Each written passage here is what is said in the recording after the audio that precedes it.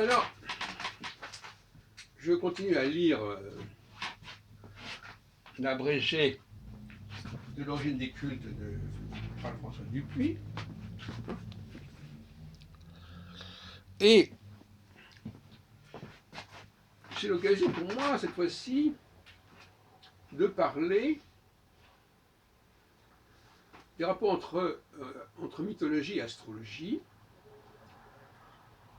Parce que les astrologues ont tendance à vouloir démontrer ou affirmer que les dieux de l'astronomie font sens.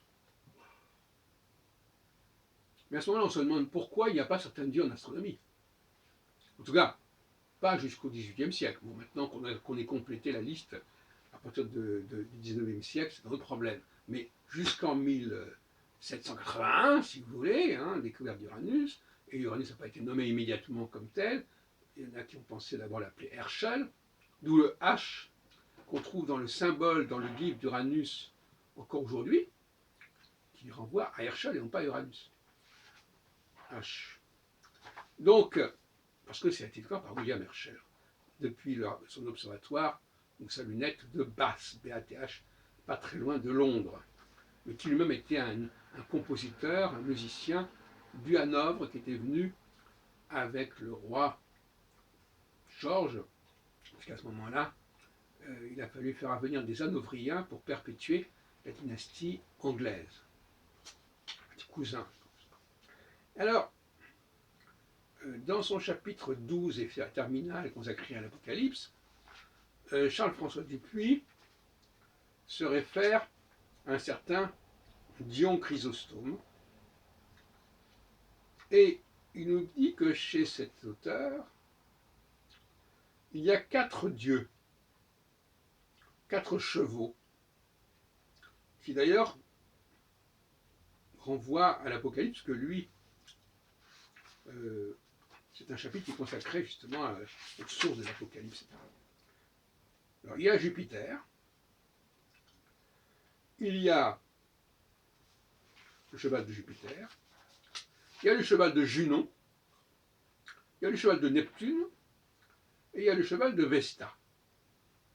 Donc, vous avez remarqué que sur ces 4 dieux, il n'y a que Jupiter qui fait partie du septénaire astrologique et astronomique. Neptune, Junon et Vesta ne seront donnés aux astres qu'au XIXe siècle, Junon et Vesta dans les années 1810 et Neptune en 1846.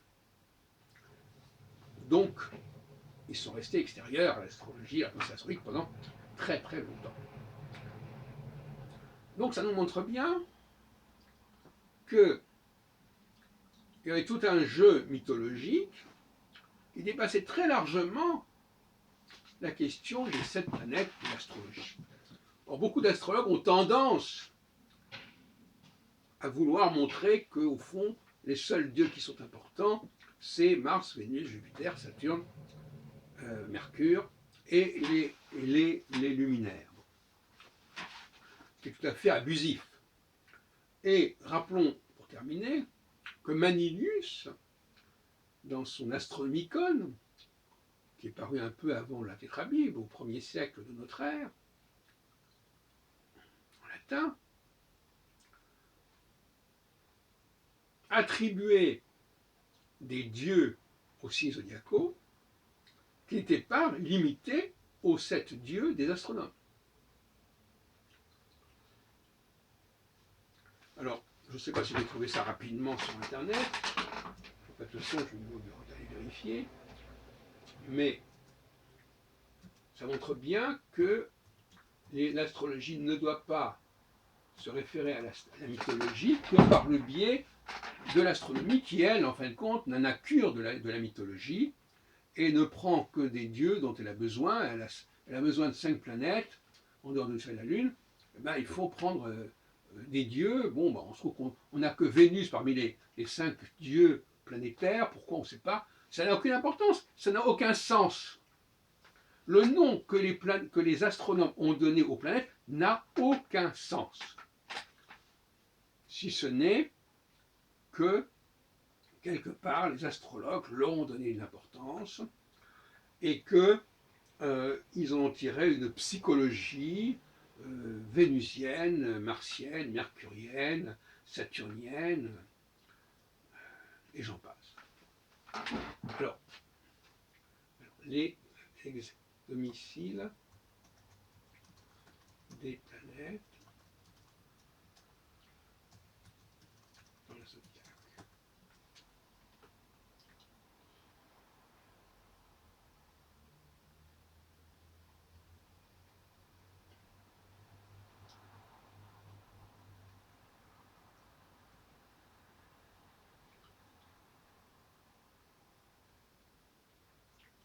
Bon, là, je crois que je me suis un petit peu engagé parce que je n'ai pas le temps de chercher, je ne vais pas vous faire attendre.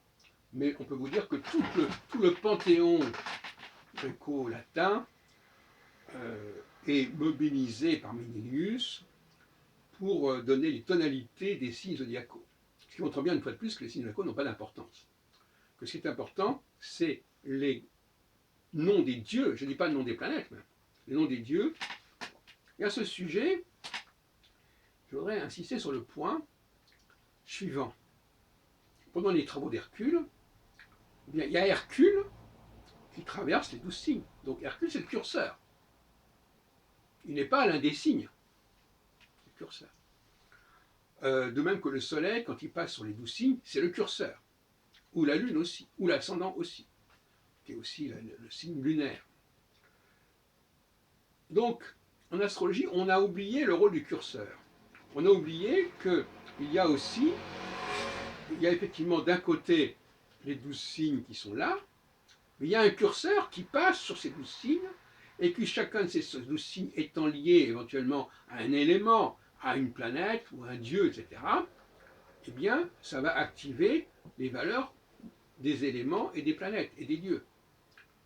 Mais ce curseur, lui, n'est pas de même nature que le zodiaque.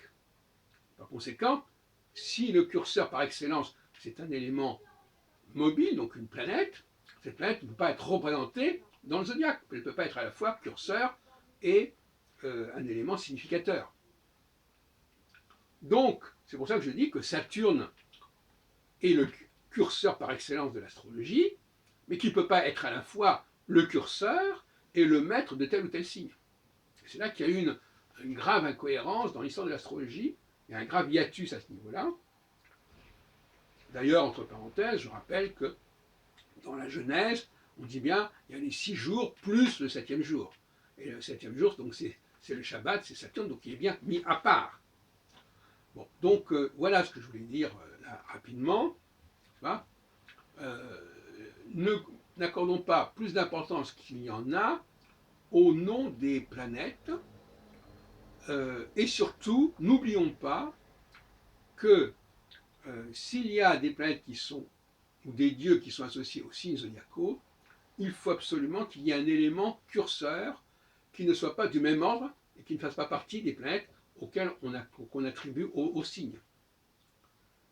Donc, que ce soit Saturne, l'ascendant, le Soleil, la Lune, très bien, ce sont des curseurs. Mais